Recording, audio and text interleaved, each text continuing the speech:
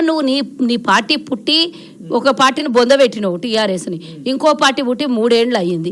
ఈ 3 ఏళ్ల దానికి చేసినవా పసికందుకు, 22 ఏళ్ల కింద బొందబెట్టిన దానికి దినాల కర్మ చేసినవా నాకు తెలియలేదు, 25 ఏళ్లకు రజతోత్సవం. కానీ మొత్తానికి చనిపోయినటువంటి కుటుంబాలకి కనీసం వాళ్ళకి నివాళులు అర్పించలేదు, వాళ్ళకి కనీసం వాళ్ళకి సానుభూతి తెలపలేదు.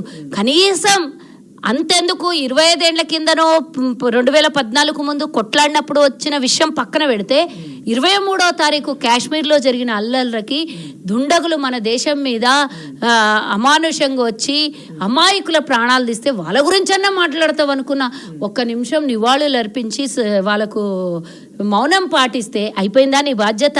అసలు ఎవరి కోసం సభ పెట్టినో, ఎందుకు సభ పెట్టినో, ఏం చేయనికి పెట్టినో నాకైతే ఫుల్ ఖుషి అయింది. కేసీఆర్ దగ్గర ₹1 వసూలు చేశారు తెలంగాణ ప్రజలని, ఆ దానికి ఖుషి అయినా చూడండి ఈ సభ కోసం. అయితే ఇంకోటి పక్కన పడేస్తే